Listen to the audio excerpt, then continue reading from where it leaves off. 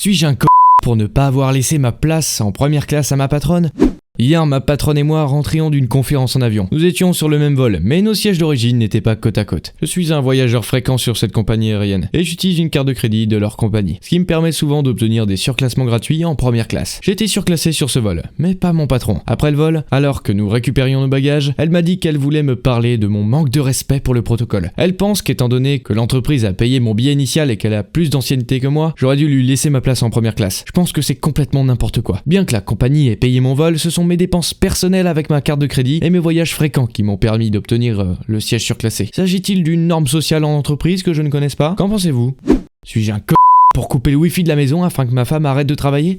J'ai 35 ans et je suis marié depuis 3 ans à ma femme Jen qui en a 30. Avant cela, nous sommes sortis ensemble pendant 6 ans. Elle est également enceinte de 32 semaines, 8 mois, de jumeaux. C'est ma meilleure amie et je l'adore, avec un petit défaut. Elle est accro au travail et perfectionniste. Nous avons tous les deux un travail très bien rémunéré, mais celui de Jen est beaucoup plus stressant et exigeant en termes d'investissement du temps. Même si elle est brillante et extraordinaire dans ce qu'elle fait, elle travaille souvent 24 heures sur 24. En moyenne, des semaines de 60 heures à la maison et au bureau. Ce n'était pas un problème auparavant, mais il y a environ 2 semaines, son médecin lui a demandé de prendre un peu de recul par rapport à son travail, c'est-à-dire de prendre un congé anticipé, parce que le stress commençait à lui causer des problèmes de santé, même si les bébés vont bien. Cependant, le bourreau de travail qu'elle est a continué à travailler sur son ordinateur portable pendant 6 à 8 heures par jour. Bon, je comprends qu'elle a quelques dossiers à terminer, mais la plupart du temps, elle était tellement concentrée sur son travail qu'elle oubliait de manger et elle s'endormait à son bureau. Hier, en rentrant à la maison, je me suis rendu compte qu'elle avait recommencé. Je l'ai réveillée et lui ai dit qu'elle devait aller se reposer au lit. Elle a insisté sur le fait qu'elle allait bien et a dit qu'il y avait une urgence avec un de ses clients et qu'elle avait juste besoin de finaliser certains détails pour un collègue. Je lui ai demandé de faire une pause et de faire une sieste ou de manger, mais elle m'a répondu qu'elle le ferait une fois qu'elle aurait terminé et que cela ne lui prendrait pas plus d'une heure. Je lui ai dit d'accord, mais pas plus d'une heure. J'étais quand même assez agacé. 2 heures plus tard, elle travaillait toujours. Je me sentais impuissant, alors j'ai débranché le wifi et j'ai caché le câble. Mon seul but était de l'empêcher de travailler sur son ordinateur portable, car elle n'avait manifestement pas l'intention de s'arrêter. Lorsqu'elle s'en est rendue compte, elle m'a crié dessus, m'a traité d'enfoiré et m'a dit que je la traitais comme une enfant. Elle m'accusait de vouloir la contrôler, d'être condescendant avec elle et à la limite de la maltraitance. Je lui ai dit qu'elle était stupide et qu'elle devait laisser ce collègue qui lui avait demandé de l'aide s'en occuper lui-même. Je lui ai dit qu'elle était libre d'utiliser le partage de connexion de son téléphone portable ou de trouver elle-même le câble de wifi, mais qu'autrement je le débrancherais à mon réveil, que j'ai fait. Elle était tellement en colère qu'elle a dormi dans la chambre d'amis, et lorsque je suis allé m'excuser le lendemain matin pour lui avoir dit qu'elle était stupide, pas pour avoir coupé le wifi, elle m'a dit qu'elle pouvait même pas se résoudre à me regarder. Elle ne m'a pas encore adressé un mot. Je commence à penser que j'ai peut-être été un peu extrême. Même, je ne l'ai fait que par inquiétude. Mais franchement, elle se surmenait en essayant de respecter des délais dont elle n'était même pas censée être responsable. Pensez-vous que je suis un pour avoir fait ça ? Je dois faire que ce qui est indiqué dans mon descriptif de poste ? Très bien, bonne chance pour payer les employés.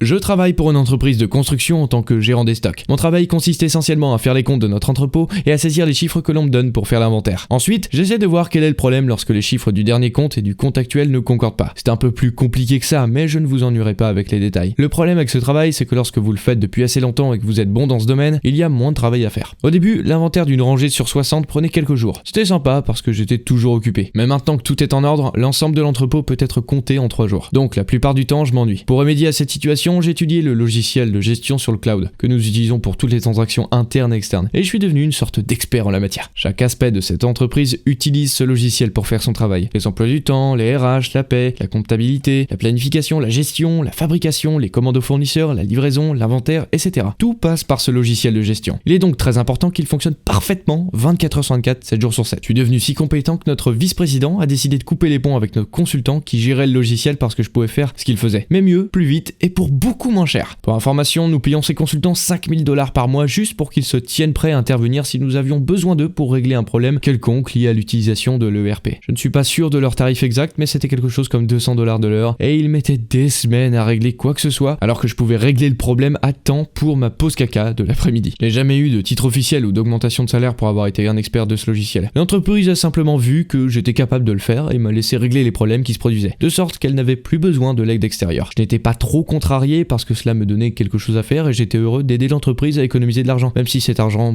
ne me revenait pas. Quelques mois plus tard, nous avons eu un nouveau directeur d'entrepôt. Au même moment, quelqu'un de l'entrepôt a fait une erreur d'inventaire en envoyant un tas de matériaux au mauvais endroit sans qu'il y ait une trace du dit envoi. Il s'agit d'une erreur d'un demi-million de dollars. Le même jour, notre logiciel de gestion a été mis à jour, ce qui a entraîné un certain nombre de bugs au sein de notre service de comptabilité. Je décide donc de m'attaquer d'abord au problème de l'ERP, car le problème de l'entrepôt n'empêche personne de faire son travail pour le moment, alors que le problème de la comptabilité signifie que nos factures ne ne peuvent pas être payées. Vous pouvez deviner quel genre de problème nous aurons si les factures ne sont pas payées. Les bugs s'avèrent être assez importants et il me faut quelques jours pour les résoudre. Mais je les corrige avant que les factures ne soient dues et je décide de déjeuner un peu plus tôt pour fêter cette victoire. Crise évitée. Le nouveau directeur de l'entrepôt entre en trombe dans mon bureau à mon retour du déjeuner et il est blême. Apparemment, les patrons l'accusaient d'être responsable de l'échec de l'envoi. Et comme c'est lui qui supervise les expéditions et le personnel de l'entrepôt, le blâme est légitime. Il commence à m'engueuler en me demandant pourquoi je n'ai pas encore réglé le problème. Il crie et hurle comme un enfant. J'ai essayé de lui expliquer que j'étais en train de résoudre un problème lié au logiciel et que je n'avais pas encore eu le temps de me pencher sur le problème de l'entrepôt. Il s'est encore plus énervé à faire remarquer qu'il était amusant de constater que j'avais le temps de déjeuner plus tôt que prévu, mais que je ne faisais pas mon travail. Cela a commencé à m'énerver, mais j'ai tenu ma langue et gardé mon calme.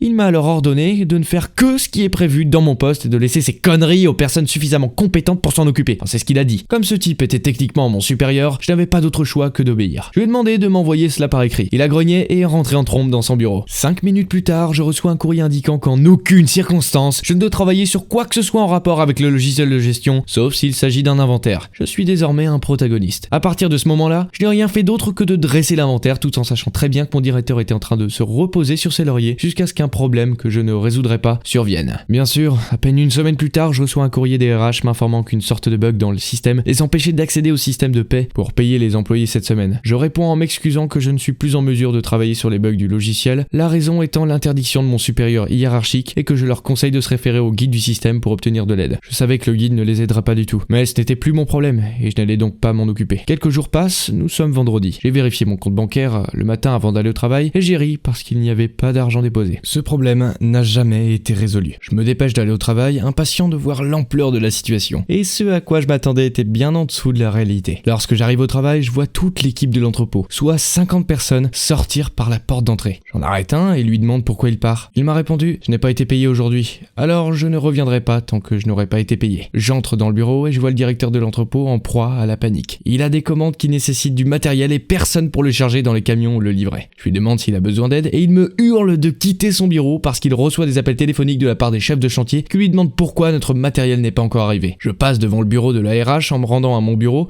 et je vois un groupe agglutiné devant son ordinateur avec elle. Ils ont des expressions de colère et de confusion sur le visage. J'imagine qu'ils essaient de comprendre le problème. Je me suis senti mal pour elle parce que c'était vraiment quelque chose qui échappait à son contrôle, mais je savais qu'elle finirait par s'en sortir parce qu'elle était là depuis si longtemps qu'il ne pouvait pas la licencier. Lorsque j'arrive à mon bureau, je vois le vice-président qui m'attend. Il a une expression très énervée sur le visage. Une fois à l'intérieur, il me demande pourquoi je n'ai pas réglé le problème du logiciel lorsqu'elle m'a envoyé un courrier à ce sujet. Je lui réponds que je ne suis plus autorisé à travailler sur les problèmes de logiciel car cela ne faisait pas partie de ma description de poste. Il a l'air très surpris, me demande pourquoi j'ai soudainement changé d'avis. Je lui montre le mail du directeur de l'entrepôt et je peux littéralement voir une lumière s'allumer dans sa tête. Il part immédiatement en claquant la porte et je le vois se diriger directement vers le bureau du directeur de l'entrepôt. Ils y sont restés quelques heures mais il est finalement revenu dans mon bureau. Il semble plus calme et me demande poliment si je peux régler le problème et si je peux reprendre la réparation du logiciel de gestion lorsque c'est nécessaire. Avec tout ça, j'avais apprécié le fait d'être déchargé de cette responsabilité et je lui ai dit que je ne le ferais que s'il l'inscrivait officiellement dans mon titre de poste, assorti d'une augmentation. Son calme s'est transformé en colère et il m'a dit « Je ne peux pas le croire !» Il est parti en trombe, puis est retourné à son bureau. Quelques heures plus tard, il envoie un courrier de masse indiquant qu'il a engagé les anciens consultants pour résoudre le problème. Et dès la semaine prochaine, tout le monde sera payé, en plus de la paie pour les prochains jours de travail. Cela m'a surpris car il préfère payer plus de 60 000 $ par an à des consultants plutôt que de me donner quelques dollars de plus par heure, alors que je travaille mieux qu'eux. Je pense qu'il s'attendait à ce que je change d'avis et que je le fasse pour le même salaire. J'ai décidé d'attendre, parce que je savais comment travaillaient ces consultants et que s'ils parvenaient à résoudre ce problème en une semaine, j'étais prêt à revenir nu au travail. La plupart des employés de l'entrepôt ont accepté de revenir, mais ils étaient tout de même mécontents de ne pas avoir été payés. Bien sûr, le vendredi suivant arrive. Personne n'est payé. Cela devient un véritable problème et l'ensemble du personnel commence à s'agiter. Ils ont des factures à payer. J'ai même entendu quelques employés de l'entrepôt parler de concurrents de l'entreprise pour lesquels ils pourraient aller travailler. À ce stade, j'ai même envisagé de régler le problème parce que l'entrepôt ne méritait pas d'être traité de la sorte en raison d'une mauvaise gestion. J'agis peut-être comme un trou du cul, mais je suis sous-payé et j'ai à peine de quoi payer mon loyer. Il n'y a aucune raison que je fasse du travail supplémentaire gratuitement. Le même jour, le vice-président revient dans mon bureau et me remet des documents. Ces documents indiquent que je vais être promu à un poste nouvellement créé qui s'occupe de l'inventaire et de la maintenance du système de gestion. Il s'agirait d'un département à part entière et il serait mon supérieur direct, qui s'accompagnait également d'une forte augmentation. Tout ce que j'avais à faire, c'était de signer et d'accepter. Je l'ai regardé après avoir lu le document et il affichait le visage le plus triste du monde. Les consultants ont dit qu'il leur faudrait des semaines pour régler le problème, car ils ont un grand nombre de clients qu'ils ont pris entre-temps